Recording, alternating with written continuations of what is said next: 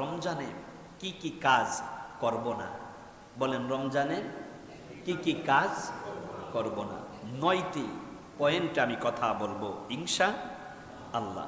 আল্লাহকে মাঝে মাঝে শর্ত বাতলিয়ে দিতে হয়। আল্লাহ, তুমি আমাকে মাফ কেন করবা না?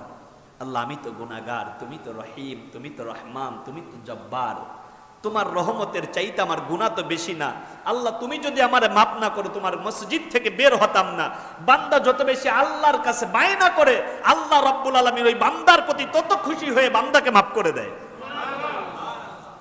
আপনার 5 বছরের মেয়েটা আপনাকে যখন বলে, আব্বু তুমি আমাকে 10টা টাকা দাও, আপনি টাকা দেন না। মেয়েটা যখন জড়ায়া ধরে বলে, আব্বু দিতেই হবে, না দিলে কান্না শুরু করে দেয়, তখন 10 টাকা দিলে নিতে চায় না, বলে 50 টাকা দিতে হবে।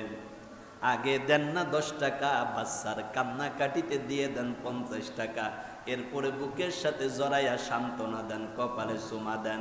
কারণ বান্দায় যখন কান্দে, চোখের পানি গড়ায়া গড়ায়া পড়ে, আল্লাহ রব্বুল আলামিন কুদরতি হাত দিয়ে বান্দার চোখের পানি মুছায়া দেয়। বলে, বান্দা তুই কাঁদবি না। ও বান্দা, তুই কাঁদলে আমি আল্লাহ সহ্য করতে পারি না। আমি আল্লাহর মায়ায়, আল্লাহর প্রেমে, জাহান্নামের ভয়ে, জান্নাতের আশায় যখন বান্দা তুমি কান্দো, আমি আল্লাহ তোর জন্য জাহান্নাম হারাম করে জান্নাতকে ওয়াজিব করে দে। সকলকে অনেক অনেক প্রীতি ও মোবারকবাদ জানিয়ে আল্লাহ দরবারে শুকর আদায় করছি যে আল্লাহ আমাদেরকে এখনো সুস্থ রেখে তার ঘর মসজিদে আসার মতো সুযোগ দিয়েছেন। প্রাণ খুলে মহান মালিকের দরবারে শুকর আদায় করে পড়ে নিচ্ছি আলহামদুলিল্লাহ। একটু মোমেনের মতো করে জবান ছেড়ে দিয়ে উচ্চ আওয়াজে বলুন আলহামদুলিল্লাহ। মাহে রমাদান, আজ প্রথম জুমা। মানুষের ভিতরে স্বতঃস্ফূর্ততা, আন্তরিকতা, ভালোবাসা, গুনাহ মাফ নিয়ে নিজেকে আল্লাহর কাছে মেলে ধরার এক অনন্য সুযোগ চলে যাচ্ছে। কিন্তু এখন অনেক ভাইয়েরা দোকানপাটে, রাস্তাঘাটে কিংবা বাড়িতে সময়কে অপচয় করে কাটিয়ে দিচ্ছেন।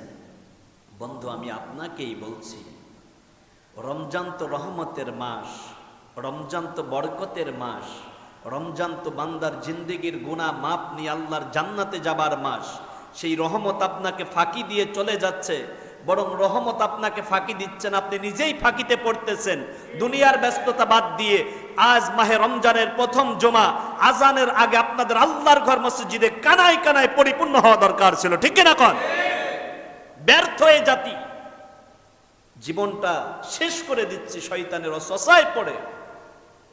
কি উপায় হবে আমার হাসরে, কি উপায় হবে আমার মেজানে, কি উপায় হবে আমার পুলসিরাতে।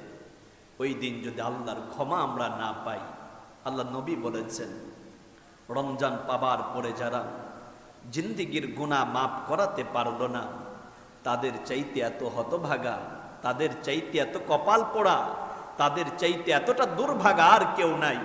বন্ধু, আপনি হতভাগা, দুর্ভাগা, কপাল পোড়াদের কাতারে থাকবেন না। আসুন না, আজ মাহে রমাদানের প্রথম জুমা, আল্লাহর কাছে সাজদা দিয়ে চোখের পানি ছেড়ে জিন্দিগির গুনাহগুলো মাপ নিয়ে বেগুনা মাসুম হয়ে বাড়ি ফেরার একটি চমৎকার সুযোগ উপভোগ করুন। আমার বন্ধুগণ, খুব পরিতাপের বিষয়, আফসোসের বিষয়, চিন্তার বিষয়, এতদ অঞ্চলে হাজার হাজার মানুষ, কিন্তু জুমার আজান হয়েছে আরো প্রায় 25 মিনিট আগে। এখনো কত মানুষ বাড়িতে ঘুমায়, কত মানুষ পরিবারের সাথে সময় কাটাচ্ছে, কিন্তু জিন্দেগি তো আমাকে আপনাকে ফাঁকি দিয়ে চলে যাচ্ছে। হায়াতের গাড়ি যেদিন শেষ হয়ে যাবে, মৌতের স্টেশনে যখন আপনার গাড়িটা থেমে যাবে, ওই দিন সবাই আপনাকে লাশ বলে ডাকবে, আপনজনেরা জনমের মতো বিদায় দেবে। কেউ আপনার সাথে একাকী ওই কবর দেশে যাবে না। ও বন্ধু, ও দোস্ত, কবরের কথা একবার ভাবো। রমজান মাসের বরকত নেওয়ার জন্য আগে ভাগে আল্লাহর ঘর মসজিদে আসো। বুদ্ধিমান তো তারা যারা হাজারো ব্যস্ততা বাদ দিয়ে রমজানের বরকত নেওয়ার জন্য আগে ভাগে আল্লাহর ঘরে আসে। আগে যারা আল্লাহর ঘরে এসেছেন তারা পরে আসা মুসল্লিদের চাইতে আল্লাহর কাছে আপনারা কোটি গুণ বেশি দামি। সুবহানাল্লাহ।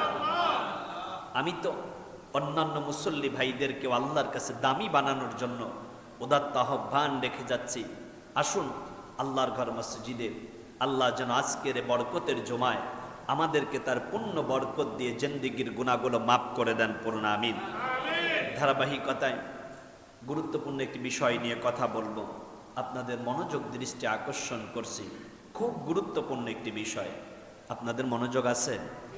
শুনতেছেন কথা? কলিজার ভিতরে কথাগুলো নোট করুন, কথাগুলো সেভ করুন, হৃদয়ের মনি কুঠায় কথাগুলো লিখে নিয়ে বাড়ি ফিরুন। আজকের জমার আলোচনা আপনার জিন্দেগি আন্দোলিত হওয়া, আলোড়িত হওয়ার এক অনন্য মাধ্যম। বলুন আমিন। আমরা গত জমায় কথা বলেছিলাম রমজান মাসে কি কি কাজ করব, এ বিষয়ে 19টি পয়েন্ট আমি কথা বলেছিলাম। অর্থাৎ গত জমা আমাদের গিয়েছে রমজানের করণীয় সম্পর্কে, সেখানে কথা বলেছি 19টি সাবজেক্টে। আজ আমরা কথা বলবো 9টি পয়েন্টে। মাহে রমাদানে আমরা কি কি কাজ করব না, অর্থাৎ রমজানে বর্জনীয় কি কাজগুলো আমাদের করতে হবে। আসুন সেগুলো জানার আগে আপনাদেরকে নোট করার জন্য একটু কথা বলে যাচ্ছি। আপনার এক্সাম হবে, পরীক্ষা হবে, সেটা রুটিনটাকে আপনি সুন্দর করে লিখে রাখেন। বন্ধুর বাড়িতে যাবেন, আপনার পূর্ব প্রস্তুতি নিয়ে রাখেন। কোথাও বেড়াতে যাবেন, আপনি 6 মাস আগের থেকে পূর্ব প্রস্তুতি নিয়ে রাখেন। কিন্তু রমজানটা কিভাবে কাটাবেন, রমজানটা কিভাবে উপভোগ করবেন, রমজানে কিভাবে জিন্দেগির গুনাহ মাফ করবেন, এই বিষয়ে আপনার কোনো রুটিন আছে কিনা বুকে হাত দিয়ে একবার চিন্তা করেন। সাহারিটা কিভাবে শুরু হবে, সাহারির পরে সময়টা অপচয় করব না, তাহাজ্জুদে দাঁড়িয়ে যাব। রমজানে ঘুমায়া ঘুমায়া কাটাবো না, আল্লাহর কোরআনটা তিলাওয়াত করব। এ কোরআন কার? একটু জবান ছেড়ে জবানের হক আদায় করে বলুন, এ কোরআনটা কার? কোরআন নাজিলের মাস মাহে রমাদান। আল্লাহ রাব্বুল আলামিন জানায়া দিলেন, শাহরু রমাদানাল্লাযী উনজিলা ফীহিল কুরআন। আল্লাহু আকবার। এই কিতাবটার নাম কি? সবাই বলেন না। কোরআন কি আপনাদের হুজুরের লেখা কিতাব না আল্লাহর লেখা কিতাব? আল্লাহ মানব জাতির হেদায়েতের জন্য একটি বাণী দিয়েছে, একটি কিতাব দিয়েছে, সেইটার নাম কোরআন। আর এই কোরআন নাজিল হয়েছে মাহে রমাদানুল মুবারাকে। সুবহানাল্লাহ।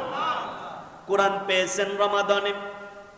কোরআন নাজিল হওয়ার আগেও রমজান মাস ছিল, কিন্তু রমজানের এত বেশি দাম ছিল না। যখন থেকে রমজানে কোরআন নাজিল হয়েছে, কোরআনের কারণে রমজানের দাম বেড়ে গিয়েছে।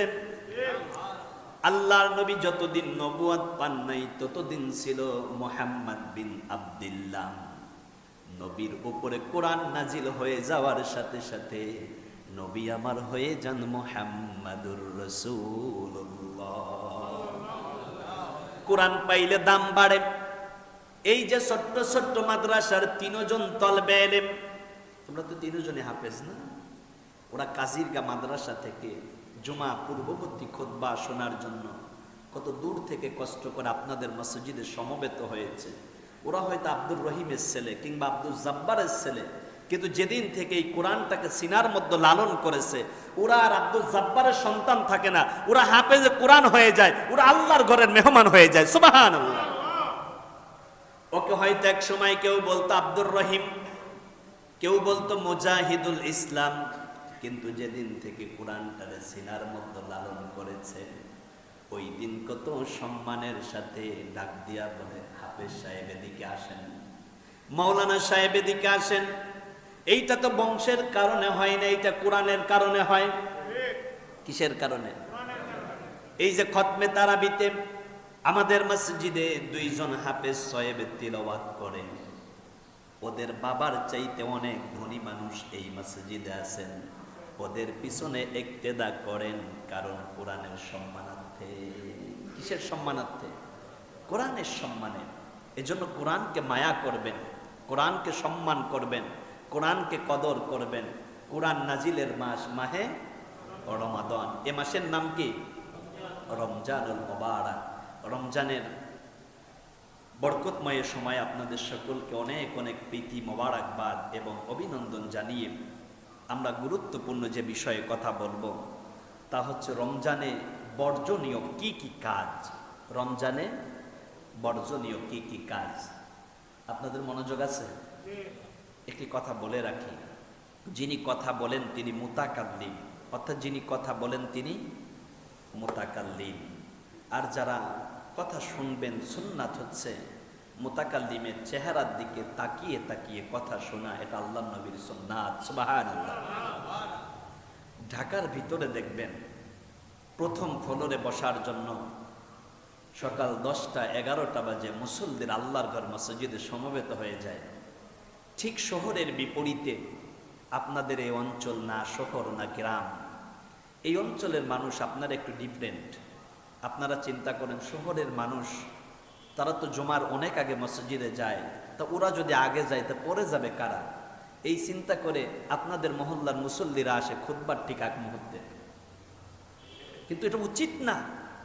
উচিত হচ্ছে আগে ভাগ আল্লাহর ঘর মসজিদে সমবেত হয়ে যাওয়া। কারণ যারা আল্লাহর ঘর মসজিদে প্রথম আসে ওই ব্যক্তি আল্লাহর রাস্তায় একটা উট কুরবানি করার সওয়াব পেয়ে যায়। সওয়াব মোটামুটি দরকার নেই? দরকার আছে? যদি দরকার থাকে তা আজকে তো রহমত ফাঁকি দিয়ে চলে যাচ্ছে। প্রথম জুমা উচ্ছ্বসিতভাবে কানায় কানায় পরিপূর্ণ হওয়া দরকার ছিল জুমার আজানের আগে। যারা সুযোগ নিতে পারেন নাই, এখনো সময় আছে, দ্রুত তার সাথে আল্লাহর ঘরে চলে আসুন। আর আগামী জুমা থেকে আমাদের একটা প্রতিজ্ঞা হবে, একটা এগ্রিমেন্ট হবে আল্লাহর সাথে, আল্লাহ আজান হবার আগে তোমার ঘর মসজিদে হাজিরা দেব, বিনিময় তুমি আমার জিন্দেগীর গুনাহগুলো মাফ করে দিবা। আল্লাহকে মাঝে মাঝে শর্ত বাতলিয়ে দিতে হয়। আল্লাহ তুমি আমাকে মাফ কেন করবা না? আল্লাহ আমি তো গুনাহগার, তুমি তো রহিম, তুমি তো রহমান, তুমি তো জব্বার, তোমার রহমতের চাইতে আমার গুনাহ তো বেশি না।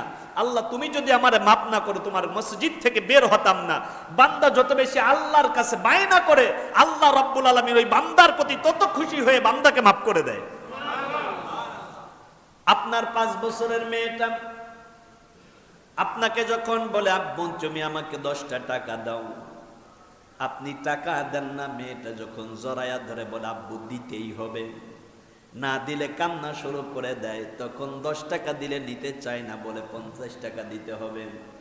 আগে দেন না 10 টাকা, বাচ্চার কান্না কাটিতে দিয়ে দেন 50 টাকা। এরপরে বুকের সাথে জড়াইয়া সান্ত্বনা দেন, কপালে চুমা দেন। কারণ বান্দায় যখন কান্দে চোখের পানি গড়ায়া গড়ায়া পড়ে, আল্লাহ রব্বুল আলামিন কুদরতি হাত দিয়ে বান্দার চোখের পানি মুছায়া দেয়। বলে বান্দা তুই কাঁদবি না, ও বান্দা তুই কাঁদলে আমি আল্লাহ সহ্য করতে পারি না। আমি আল্লাহর মায়ায়, আল্লাহর প্রেমে, জাহান্নামের ভয়ে, জান্নাতের আশায় যখন বান্দা তুমি কান্দো, আমি আল্লাহ তোর জন্য জাহান্নাম হারাম করে জান্নাতকে ওয়াজিব করে দে। আসুন, গুরুত্বপূর্ণ একটি বিষয়, রমজানে কি কি কাজ করব না? বলেন রমজানে কি কি কাজ করব না? 9টি পয়েন্টে আমি কথা বলবো ইনশাআল্লাহ। প্রথম কথা হচ্ছে আমরা ঝগড়া বিবাদ করব না। কি করব না? ঝগড়া বিবাদ করব না। দিন সম্পর্কে, ইসলাম সম্পর্কে আমাদের কতটুকু নলেজ আছে, কতটুকু জ্ঞান রয়েছে, বরং জানার কোনো শেষ নাই।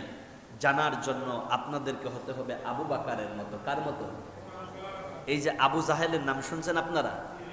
জাহেল শব্দের অর্থ হচ্ছে অজ্ঞ, মূর্খ। তার নাম ছিল আবুল হেকাম, অর্থাৎ জ্ঞানীদের পিতা। কিন্তু সেই মানুষটা কোরআন না বোঝার কারণে, দিন না পাওয়ার কারণে ওই মানুষটা জ্ঞানের পিতা ছিল, এরপরে হয়ে গেছে আপনার মূর্খের বাবা। তার মানে বোঝা গেল কোরআনের জ্ঞান যদি কারো না থাকে, দুনিয়ার যাবতীয় জ্ঞানও যদি তার ভিতরে থাকে, ওই ব্যক্তি প্রকৃতপক্ষে শিক্ষিত না। ওই ব্যক্তি সবচাইতে বেশি মেরিটোরিয়াস যেই ব্যক্তির ভিতরে আল্লাহর কোরআনের জ্ঞান আছে। আপনি মুসলমান দাবি করেন, কোরআন পড়তে পারেন না, আপনার অনেক গ্রাজুয়েশন কমপ্লিটেড ডিগ্রি আছে, পোস্ট গ্রাজুয়েশন আছে, কিন্তু আল্লাহর কোরআন যদি না থাকে আপনার চাইতে গণ্ডমূর্খ পৃথিবীর মধ্যে আর কেউ নাই। এ কথা আপনাদের হুজুরের না আল্লাহর রাসূলের?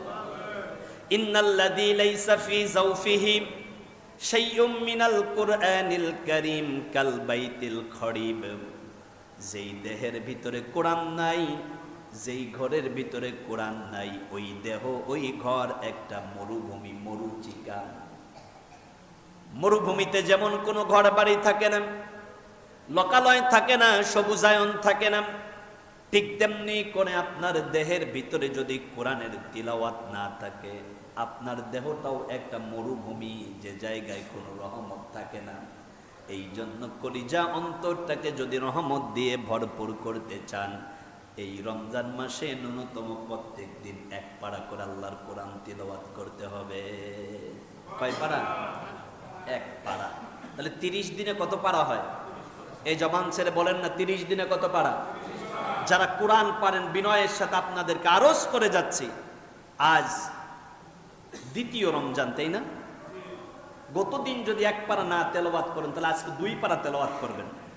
প্রত্যেক দিন এক পারা করে তিলাওয়াত করলে 30 রমজানে গিয়ে কত পারা হবে? 30 পারা। আর যে ব্যক্তি কোরআন তেলাওয়াত করে আল্লাহ কোরআনের নূর তার কলিজার মধ্য দিয়ে মুনাওয়ার করে দেন। আজকে কোরআন তিলাওয়াত করছেন, এক আয়াত হলেও, এরকম কে কে আছেন এক আয়াত হলেও তিলাওয়াত করছেন? কি হাফেজ সাহেবরা তিলাওয়াত করো নাই? এই তো মাশাআল্লাহ। জি, আমি আপনাদেরকে একটা কথা বলি, বলবেন হুজুর আমি তো কোরআন তিলাওয়াত পারি না। আপনি সূরা ইখলাস পারেন? সবাই পারেন? বিসমিল্লাহর সাথে 3 বার সূরা ইখলাস যদি তিলাওয়াত করতে পারেন, এক খতম কোরআন তিলাওয়াতের সওয়াব আল্লাহ আপনার আমলনামায় দিয়ে দেবেন। আপনি কোরআন পড়তে পারেন না, কিন্তু এই রমজানে যেন প্রত্যেক দিন ন্যূনতম 3 বার হলেও সূরা ইখলাস তিলাওয়াত করা হয়। পারবেন? আচ্ছা, প্রথম কথা হচ্ছে ঝগড়া বিবাদ করা যাবে না। কি করা যাবে না? এই ঝগড়া বিবাদ মা বোনের একটু বেশি করে। মা বোনদেরকে বিনয়ের সাথে আরজ করে যাচ্ছে, ও মা ও বোন, রোজা রাখে, নামাজও পড়ে, কিন্তু সুযোগ পাইলে ঝগড়া বাদ দেয় না। এই শ্রেণীর মানুষ আমার মা বোনেরা বেশি। পুরুষেরা ঝগড়ার পরিবর্তে আবার এক জায়গায় 6-7 জন বৈশা গিবদু করে, সেই কথাও আসবে, কিন্তু মা বোনদেরকে দিয়ে শুরু করলাম। কারণ একটা মা যদি রত্নগর্ভা মা হয়, তার গর্ভের থেকে হাফেজে কোরআন বের হবে। যেই মা হচ্ছে দিনদার, ওই মায়ের পরিবারটাই হয় জান্নাতি পরিবার। এজন্য আগে মা বোনদেরকে সংশোধন হওয়া দরকার, তাহলে তার গর্ভের সন্তানগুলো অটোমেটিক সংশোধন হয়ে যাবে। ঠিক কিনা কোন? আজ মা বোনদের মধ্যে খুব আমলের অভাব। আগের যুগের মা বোনেরা কোরআন তিলাওয়াত করতো ফজরের পরে, আর এখনকার মা বোনেরা ফজরের পরে জনমের মতো ঘুমায়। ঘুমিয়ে ঘুমিয়ে দিন কাটাবেন না। রমজান মাস ঘুমানোর জন্য না, রমজান মাস ইবাদতের প্রতিযোগিতার জন্য। রমজান মাস কিসের জন্য? ইবাদতের প্রতিযোগিতার জন্য। আপনার বন্ধু আব্দুর রহিম বলেছে আজকে আমি 10 পৃষ্ঠা কোরআন পড়েছি। আপনি কিভাবে 20 পৃষ্ঠা পড়বেন সেই জন্য আপনি চেষ্টা শুরু করে দেন। কেউ যদি 8 রাকাত তাহাজ্জুদ পড়ে, আপনি 12 রাকাত পড়বেন, এইটার প্রতিযোগিতা করেন। কিন্তু আজ আমাদের ভিতরে সেই প্রতিযোগিতা নাই। কে কত পদ দিয়ে ইফতার করলাম সেই প্রতিযোগিতাটাই বেশি। বন্ধু তুমি আজকে কয় পদের ইফতার করছো? কয় সেই কথা কও, আপেল, কমলা, মালটা, খেজুর, নাশপাতি, সবেদা, এরপরে তো জাল মুড়ি। মাশাআল্লাহ। আসুন হাজী সাহেব। আল্লাহু আকবার। ওয়ালাইকুম সালাম। মাশাআল্লাহ। মানে ওইটা আপনার ওইটা ছাড়াই তো হাজী সাহেব আলহামদুলিল্লাহ। আমাদের রঙের জন্য তো হাজী সাহেব 50,000 দিবেন, বলি আলহামদুলিল্লাহ। না হয় নাই, মোমেনের মতো বলেন না নারায়ে তাকবীর।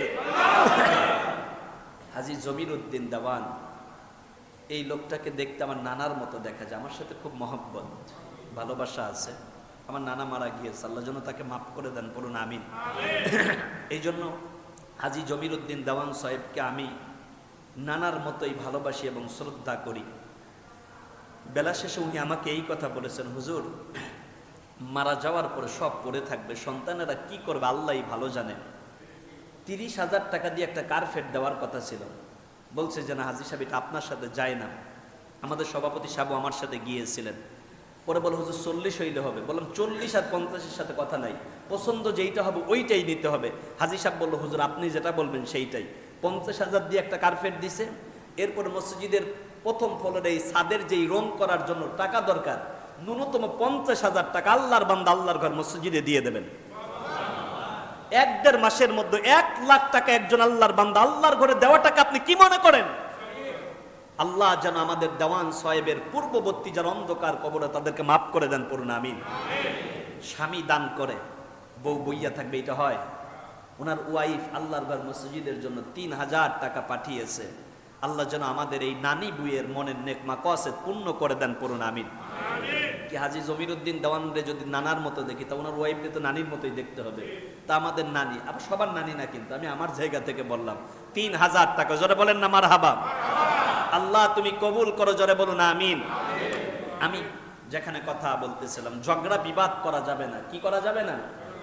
ঝগড়া বিবাদ করা যাবে না। আল্লাহ রাব্বুল আলামিন এ ব্যাপারে কোরআনের ভিতরে দারুণ করে জানালেন, ওয়াকানাল ইনসানু আকসারা শাইইন জাদালা। এ দুনিয়াতে মানুষ বড়ই ঝগড়া প্রিয়, মানুষ বড়ই ঝগড়া প্রিয়। ঝগড়া যেখানে আছি আমরা সেখানে আছি, তাই না? কিন্তু আজকের থেকে একটা শপথ নেন, ঝগড়া যেখানে আছে আমরা সেখানে, ঝগড়া যেখানে থাকবে আমরা সেখানে যাবও না। ঝগড়া করা তো বহু দূরের কথা, ঝগড়া যে জায়গায় গেলে লাগবে সেই জায়গার কাজ দিয়েও আমরা যাব না, পারবো? এবার শোনেন, আল্লাহ রাসূল সাল্লাল্লাহু আলাইহি ওয়াসাল্লাম বললেন, ইন্না আবগাদার রিজালি ইলাল্লাহি আল আলাদ্দুল খসিম। এই পৃথিবীতে সবচাইতে নিকৃষ্ট ব্যক্তি তারা যারা ঝগড়া করে। নিকৃষ্ট ব্যক্তি তারা যারা। আচ্ছা, একটা নিকৃষ্ট প্রাণীর নাম যদি আপনাদেরকে বলতে বলি, তাহলে আপনারা কোন প্রাণীর নাম বলবেন? শুকর। আল্লাহ শুকরের কথাও কোরআনে বলেছে, খিনজির শব্দটি আল্লাহ কোরআনে দিয়েছে। আল্লাহ রসুল বললেন যারা ঝগড়া করে তারা নিকৃষ্ট। তাহলে সবচাইতে নিকৃষ্ট প্রাণী যদি শুকর হয়, তাহলে ঝগড়া করার কারণে ওই মানুষ আর মানুষের মতো থাকে না, ওর আচরণ শুকরের চাইতে জঘন্য হয়ে যায়, ঠিক কিনা কোন? রোজা রেখে ঝগড়া করার কোনো সুযোগ আছে? কোনো সুযোগ নাই। এবার আবার দারুণ করে শুনুন, আল্লাহ রসুল বললেন, কুল্লু আমালি ইবনে আদম লাহু ইল্লা সিয়াম। বনি আদম যত ইবাদত করে সব নিজের জন্য। এই যে আমরা তাহাজ্জুদ করি, দান করি, এটা কার জন্য? না, এইগুলো আমার জন্য। শুধু একটা ইবাদত রোজা, এটা আল্লাহর জন্য। রোজা কার জন্য? রোজাটা কার জন্য? আল্লাহর জন্য। তার মানে বোঝা গেল রোজার ব্যাপারে আল্লাহর একটা ভিন্ন ডিমান্ড আছে। বান্দা যদি এই ডিমান্ড পরিপূর্ণ করতে পারে, আর আল্লাহর ওয়াদা হচ্ছে ফাদখুলি ফি ইবাদি ওয়াদখুলি জান্নাতি, আমার বান্দা আমার ইবাদত করে আর আমার বান্দাকে আমি জান্নাতি করে দেই। আস-সাওমু লি ওয়া আনা উজজি বিহি। রোজা আমার জন্য, আমি আল্লাহ রাব্বুল আলামিন নিজেই তার প্রতিদান দেব। রোজা কার জন্য? নাকি লোক দেখানোর জন্য? না, লৌকিকতার ইবাদত হারাম। লৌকিকতার ইবাদত কি? তাহলে রোজা হবে কার জন্য? আল্লাহর জন্য। এইবার আল্লাহর রাসূল সাল্লাল্লাহু আলাইহি ওয়াসাল্লাম চমৎকার করে হাদিসে মুবারকের ভিতরে আমাদেরকে জানালেন, ওয়া ইযা কানা সাওমি আহাদিকুম ফালা ইয়ারফুস ওয়ালা ইয়াসখাব।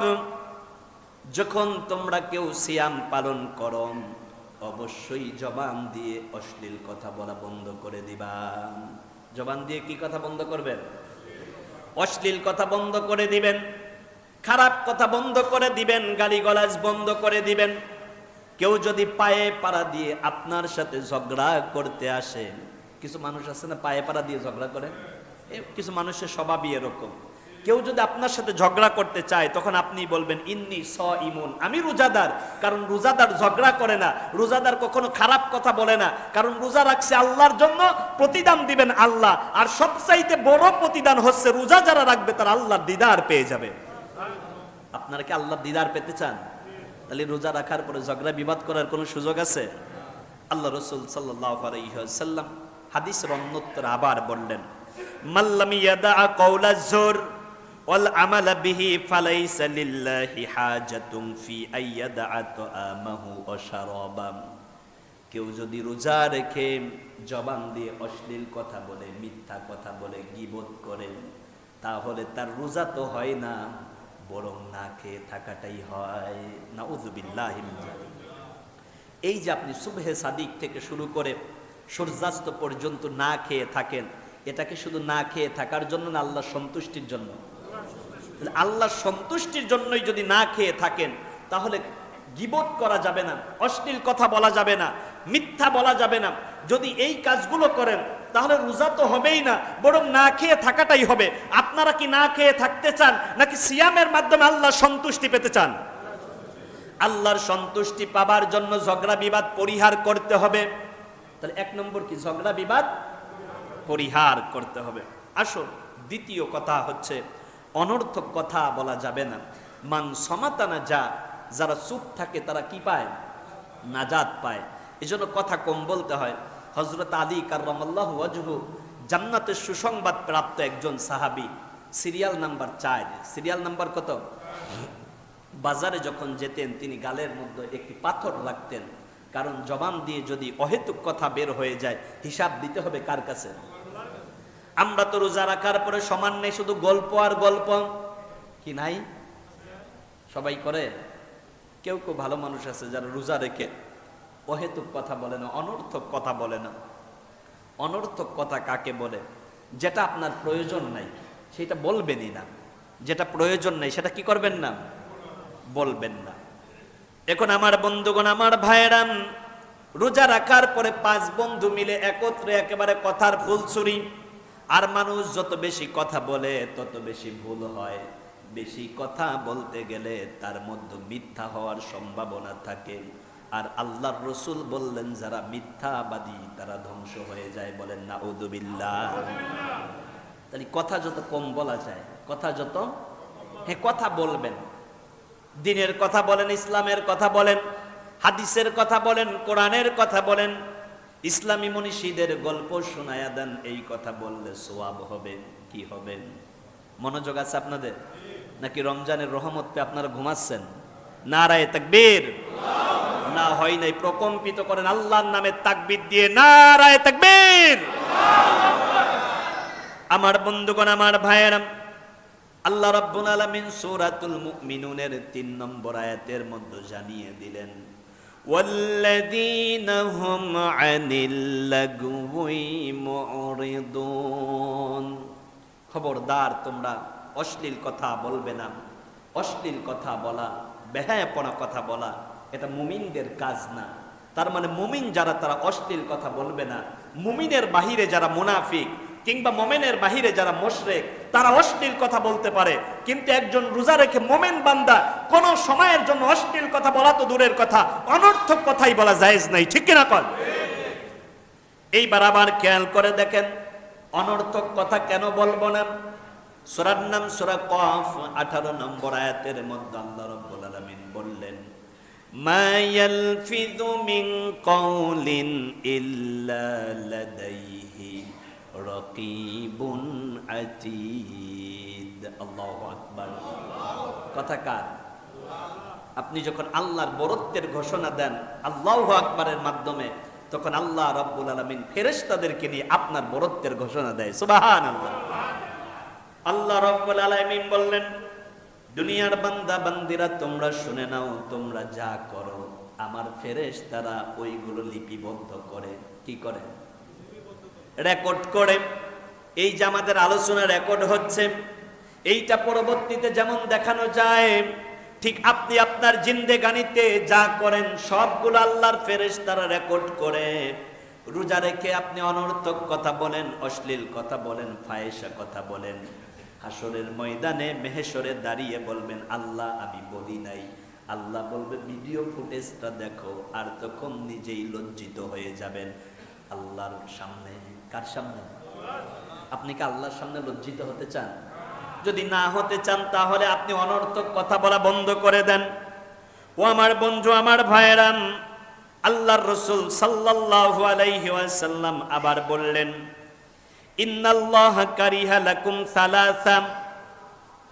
ও আমার বন্ধুগণ, এই পৃথিবীতে 3 শ্রেণীর মানুষ আছে যাদেরকে আল্লাহ রাব্বুল আলামিন পছন্দ করেন না। কয় শ্রেণীর মানুষ? এর ভিতর এক শ্রেণীর মানুষ হলো কিলা ওয়া ক্বালা, বেশি প্রশ্ন করে আর বেশি কথা বলে। মানে দেখবেন যে কথা বলতে শুরু করলে আর থামাথামি নেই। এই মানুষ যাচ্ছে বাজারে, বাজার করে সংসারে রান্না বাড়ার ব্যবস্থা করবে, আয় চাচা মিয়া দাঁড়ান, সেই কথা বলেন গেছিলাম পাগলাতে, জানেন সেখানে কি ঘটনা ঘটছে। গল্প করতে করতে মনে করেন আধা ঘন্টা পার করে ফেলে, লোকটা বলে চাচা আমি বাজারে যাবো, এই তো শেষ হইয়া গেল। না, অনর্থক কথা বলবেন না। বেশি প্রশ্ন করা, বেশি কথা বলা, এটা মোমেনের সিফাত না। মোমেনের কি না? সিফাত মানে হচ্ছে গুণ, এটা মোমেনের গুণ না, এটা মোমেনের কি না। তাহলে অনর্থক কথা বলা যাবে, ফায়েশা কথা বলা যাবে না, বন্ধু নাম। এরপর আল্লাহর রাসূল সাল্লাল্লাহু আলাইহি ওয়াসাল্লাম বললেন, ওয়া ইদাআতাল মাল, যেই ব্যক্তি আপনার কাছে যতটুকু পাবে তার প্রাপ্য যদি আপনি বুঝিয়ে না দেন, তাহলে কিয়ামতের ময়দানে আল্লাহ রাব্বুল আলামিন আপনার দিকে তাকাবেন না। কি করবেন না? আল্লাহ যদি আপনার দিকে না তাকান তাহলে আপনার কোনো উপায় থাকবে? আল্লাহ যদি আপনাকে দূর দূর করে তার রহমতের দরজা থেকে তাড়ায়া দেয়, কার দরজায় যাবেন? ভিক্ষুকটা এক দরজায় ভিক্ষা না পেলে আর এক দরজায় গিয়ে ভিক্ষা পায়। আমরা তো আল্লাহর রহমতের ভিখারি, আল্লাহর বরকতের ভিখারি। সেই রহমতের মাস আমাদের মাস থেকে বিদায় নিয়ে চলে যাবে। আজকে প্রথম জুমাটাও চলে গেল। আল্লাহর কত দয়া, রমজানে 5টা রহমতের শুক্রবার পেয়ে যাচ্ছি। এই কথার মধ্যে একটা ভুল কথা আছে, আমার কেউ ধরতে পারছেন?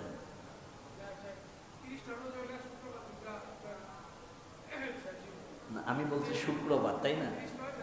আচ্ছা, আমরা আশা করতেছি যে 30টা হোক, জুমাবার, গুড। আমি বলছি শুক্রবার, দেখি আপনাদের মনে আছে কিনা।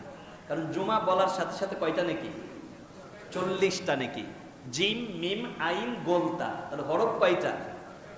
একটা হরফ পড়লে যদি 10টা নেকি হয়, তাহলে 4টা হরফ পড়লে কত নেকি? তাহলে জুমাবার বলার সাথে সাথে নেকি কয়টা?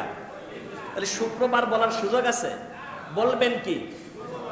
আজ জুমার দিন বন্ধু চলো মসজিদে যাই, একদিকে বন্ধুকে দিনের জন্য দাওয়াত দেওয়ার সওয়াব পাবেন, আর জুমা বলার সাথে সাথে আমল নামায় 40টা নেক পাবেন।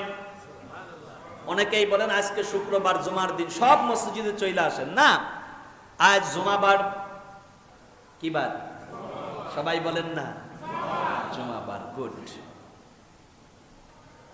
তাহলে যার প্রাপ্য হক যদি আপনি বুঝিয়ে না দেন, তাহলে আল্লাহ কিয়ামতের ময়দান আপনার সাথে কি করবেন না? কথা বলবেন না।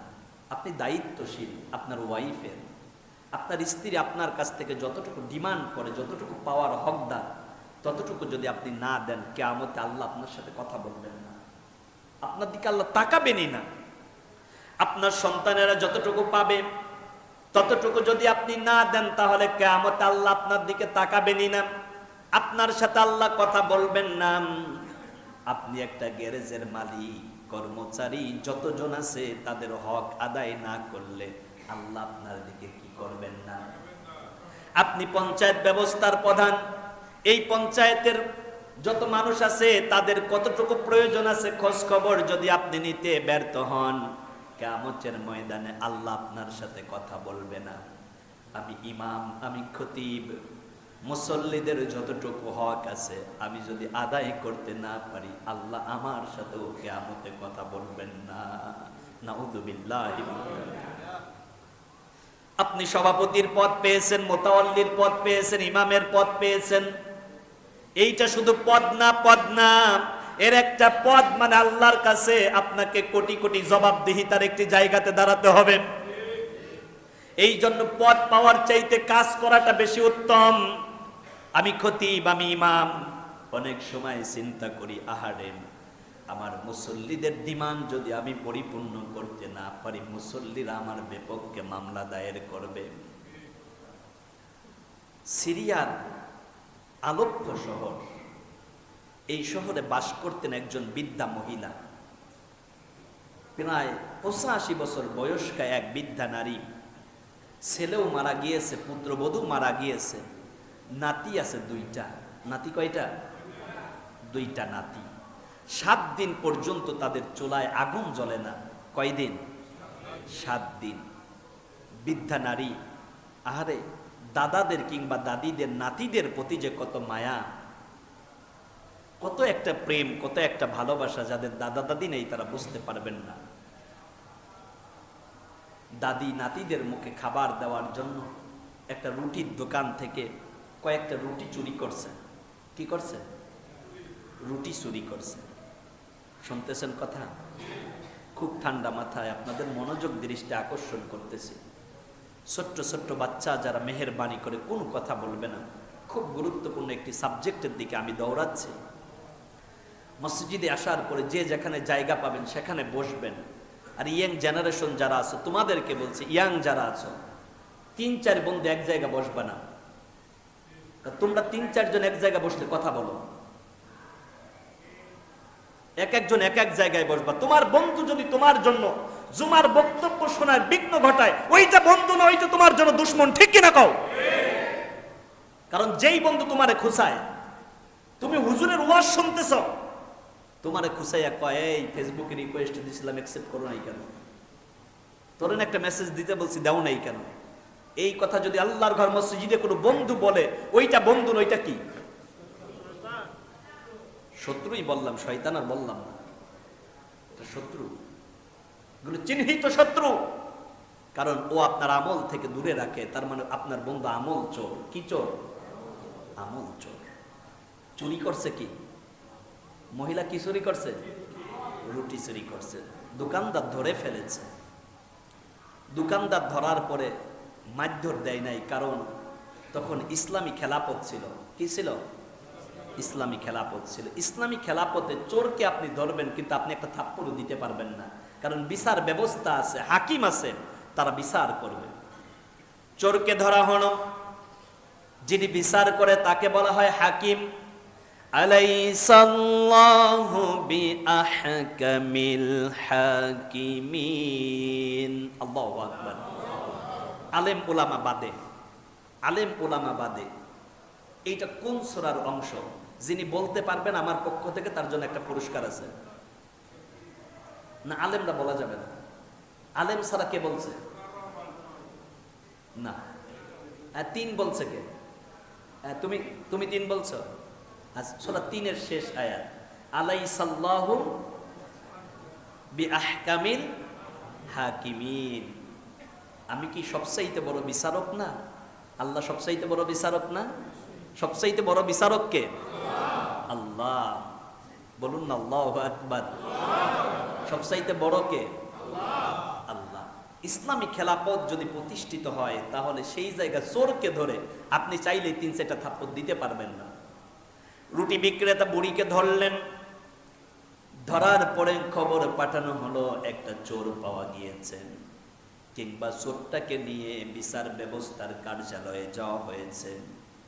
আর ওই বিচার ব্যবস্থার প্রধান ছিলেন বাদশাহ হারুন আর রশিদ। নাম কি? বাদশাহ হারুন আর রশিদ। ইরাকের বাগদাদের বাদশাহ, বাদশাহ হারুন আর রশিদ। তার কাছে নিয়ে যাওয়া হলো। নিয়ে যাওয়ার পরে বাদশাহ হারুন আর রশিদ ডাক দিয়ে বললেন, বুড়ি গো। বুড়ি আবার বাদশাহ হারুন আর রশিদকে চিনে না। এইটা যে এই জাহানের খলিফা, এই অঞ্চলের খলিফাতুল মুমিনিন বা মুসলিমিন, এইটা ওই বৃদ্ধা মহিলা জানে না। কিন্তু মহিলা এতটুকু জানে যে তিনি বিচারক। তিনি কি? বিচারক। মহিলা নিয়ে যাওয়ার পরে বাদশাহ হারুন আর রশিদ ডাক দিয়া বললেন, বুড়ি গো, আপনি কেন রুটি চুরি করেছেন? কয়, আমার সন্তান, আমার পুত্রবধূ মারা গিয়েছে, 2টা নাতিকে নিয়ে আমি খুব মানবতার জীবন যাপন করি। আজ 7 দিন হয়ে গেল আমার ঘরের মধ্যে চুলায় আগুন জ্বলে না। নাতিগুলো আমার চোখের সামনে খোদার জন্য যখন কান্না করে, খাবারের জন্য কান্দে, আমি দাদি, আমি তো সইতে পারি না, কারণ মা বাবার পরেই তো দাদির অবস্থান। আমার নাতিদের মুখে খাবার তুলে দেওয়ার জন্য আমি রুটি চুরি করতে গিয়ে ধরা পড়েছি। এই কথা শোনার পরে বাদশাহ হারুন আর রশিদ চোখের পানি ছেড়ে দিয়ে দিয়ে কাঁদতেছেন।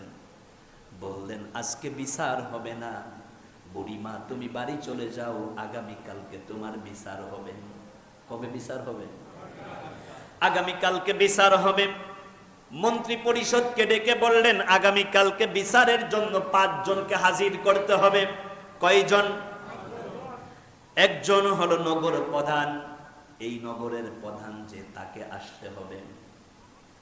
দ্বিতীয় হলো পুলিশ প্রধান যে, অর্থাৎ এসপি মহোদয়, তাকে আসতে হবে।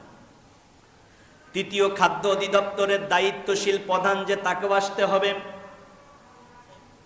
4 নম্বর হলো খলিফার পক্ষ থেকে যিনি এই রাজ্যে ভ্রমণ করেন তাকে আসতে হবে। খলিফার পক্ষ থেকে যিনি রাজ্য ভ্রমণ করেন তিনি তো নিজেই বিচারক, তিনি নিজেই খলিফা, স্টেট উপস্থিত আছে, তাই না? আর 5 নম্বরে হলো এই জনপদের মধ্যে সবচাইতে যে ব্যক্তি ধনী, মনে করেন আমাদের এই অঞ্চলের সবচাইতে ধনী যে ব্যক্তি, সেই ব্যক্তিকে আসতে হবে। তাহলে কয়জন? 5 জন।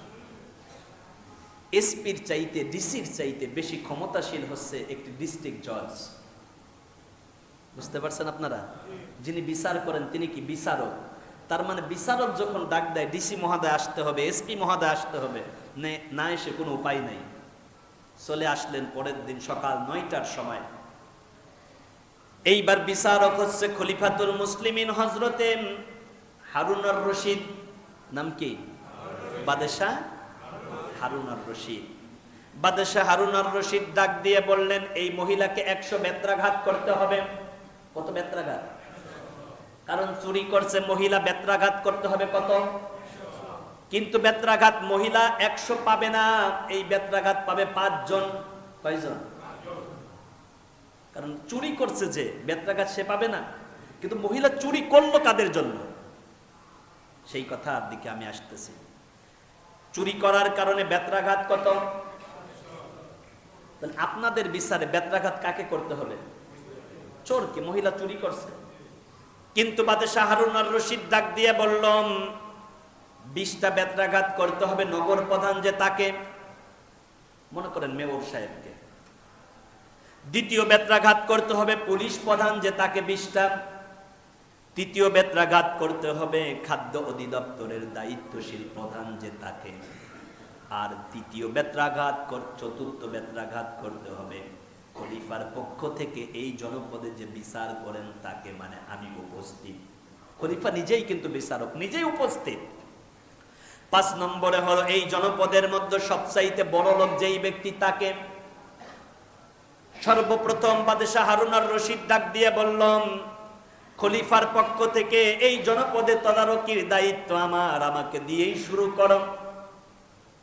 জল্লাদকে চাবুক হাতের মধ্যে ধরিয়ে দিলেন। জল্লাদ চাবুক হাতের মধ্যে নিয়ে প্রথম 20টা বেত্রাঘাত ওই তৎকালীন সময়ে বাগদাদের বাদশাহ হারুনুর রশিদকে করলেন।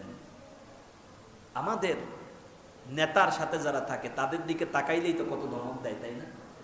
আর বাদশাহ নিজে বলতেছেন যে আগে আমাকে বেত্রাঘাত করতে হবে। আল্লাহু আকবার। ইসলাম কি শেখায় আর আপনি কি শিখলেন? ইসলাম তো মানবতার ধর্ম। ইসলাম মানবতা শিখায়। ইসলাম অন্যায়ভাবে অন্যকে আঘাত করা শিখায় না, বরং ইসলাম অন্যের দুঃখটা ভাগাভাগি করে নেওয়াটাই শিখায়। ঠিক কিনা কর? আজ আপনি হয়েছেন জালেম, কিন্তু এক সময় আপনি ছিলেন মাজলুম। আবার মাজলুম হতে সময় লাগতে নাও পারে।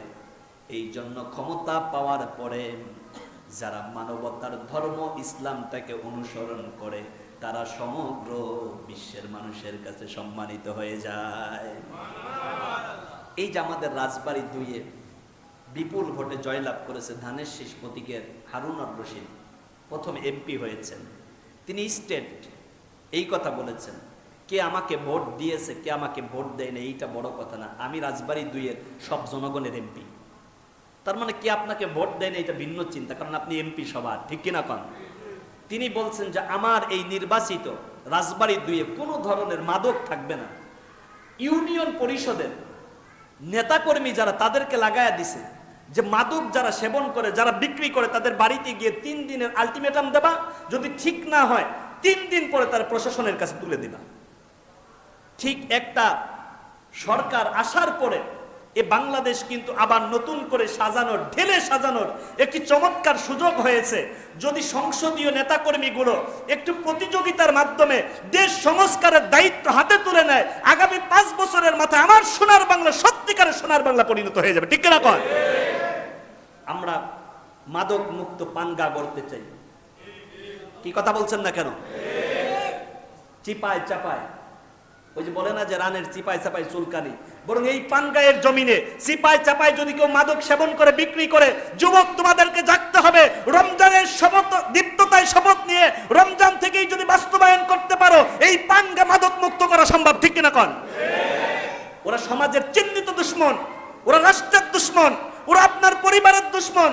কারণ তুই মাদক খাওয়াবি, তোর বাচ্চাকে খাওয়া, অন্যের বাচ্চার কাছে মাদক বিক্রি করে ওই বাচ্চার জীবন নষ্ট করার দায়িত্ব তোমার নাই। মাদক যারা বিক্রি করবে ঝাঁটা করে পাঙ্গা থেকে বিদায় করতে হবে। ঠিক কিনা কর?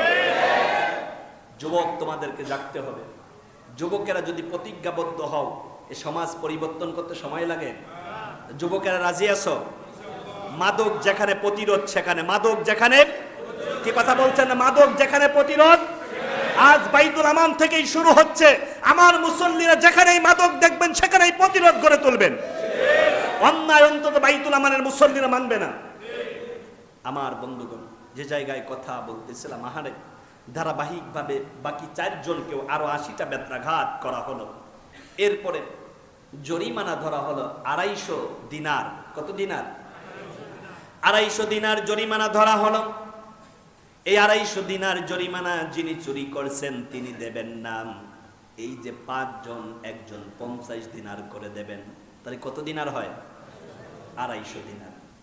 100 দিনার পাবে রাষ্ট্র, 100 দিনার পাবে।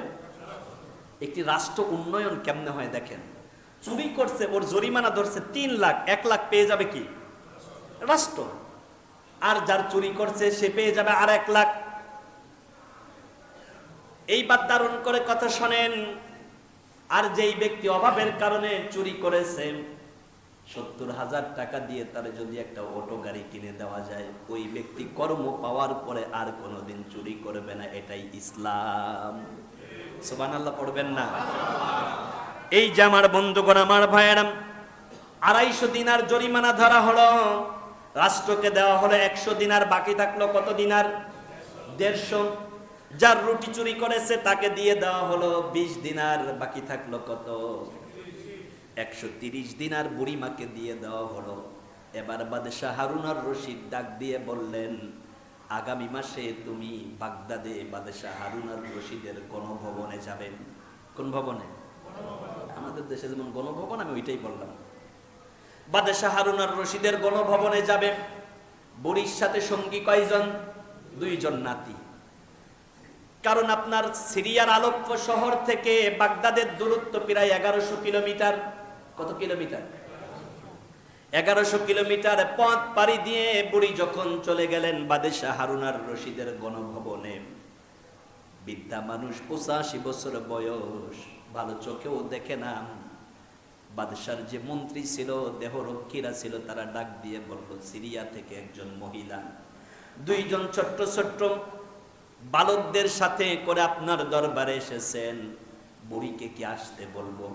বাদশাহ ডাক দিয়ে বলল, উনার কাছে আমি যে অন্যায় করেছি, উনি আমার কাছে আসবে না, আমি বুড়ির কাছে যাব।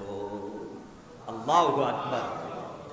বাদশাহ হারুন আর রশিদ দোতলা থেকে নিচে নেমে একটা দৌড় দিয়ে যখন বৃদ্ধা মহিলার কাছে আসলেন, বৃদ্ধা মহিলা বারে বারে চোখ মুছে আর ডাক দিয়ে বলে, বাজান তোমারে একটু চেনা চেনা মনে হয়। কারণ ওই যে বিচার করছে যেই দিন, ওই দিন তো দেখছে, ওই দিন দেখছে এক পোশাক, ওই দিন ছিল বিচারকের পোশাক, আর আজকে বাদশাহী পোশাক, একটু পরিবর্তন হয়েছে না? এইবার বাদশাহ হারুন আর রশিদ বুড়ির পা জড়ায়া ধরছে। চিন্তা করছেন? বাদশাহ হারুন আর রশিদ বুড়ির পা জড়ায়া ধরে বললেন, মাগো আমি বড় অন্যায় করে ফেলেছি। কারণ আপনি আমার রাষ্ট্রে বসবাস করেন, আপনার বাড়িতে খাবার আছে কিনা এইটার খবর আমি নিতে পারি নাই।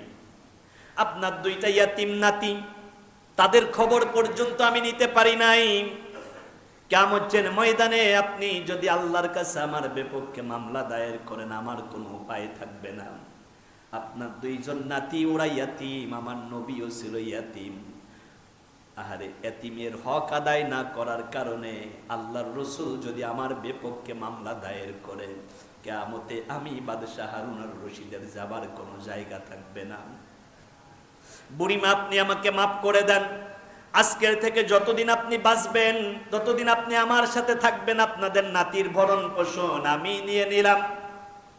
চিন্তা করেন বাদশাহ কাকে বলে। একেবারেই শেষ কথা, 8টা পয়েন্টে কথা বলতে চেয়েছিলাম, কথা হয়েছে মাত্র 2টা পয়েন্টে। কয়টা পয়েন্টে? 2টা পয়েন্টে। বাকি কথা আমরা আগামী দিন বলবো। তার আগে সর্বোচ্চ 2 মিনিট আপনাদের কাছ থেকে আমি নিয়ে নিচ্ছি। দায়িত্বশীল যারা, ইনসাফ যদি তারা করতে পারেন, কিয়ামত আল্লাহর আরশের নিচে ছায়া পাবেন। জি, দায়িত্বশীল যারা, তারা যদি ইনসাফ করতে পারেন তাহলে আরশের নিচে কি পাবেন? ছায়া পাবেন। সবাই বলেন না? কারণ ইমাম তার মুসল্লিদের ব্যাপারে দায়িত্বশীল। ইমাম তার মুসল্লিদের ব্যাপারে কি? আপনাদেরকে যদি আমি ইনসাফ করতে পারি তাহলে আমি আরশের নিচে ছায়া পাবো। আল্লাহ রসুল ওয়াদা দিয়ে গিয়েছেন, সুবহানাল্লাহ। ঠিক আপনি মসজিদের সভাপতি, মুসল্লিদের প্রতি যদি আপনি ইনসাফ করতে পারেন তাহলে এখানে আপনি বিচারক হয়ে যাবেন, আপনি আল্লাহর আরশের নিচে ছায়া পেয়ে যাবেন। মুতাওয়াল্লি মহোদয় একই কথা, কেশিয়ার মহোদয়দের একই কথা, সেক্রেটারি মহোদয়দের একই কথা। আমরা যার যার জায়গা থেকে দায়িত্বশীল, যে যতটুকু পাবে ততটুকু আমাদের দিয়ে দিতে হবে। পারবেন দিয়ে দিতে? বোন সম্পদ পাবে, তারটা দিয়ে দেবেন না? ভাতিজা পাবে, সেটা দিয়ে দেবেন না? বাকি 3টা বিষয় আমরা আগামী জুমায় কথা বলবো ইনশাআল্লাহ।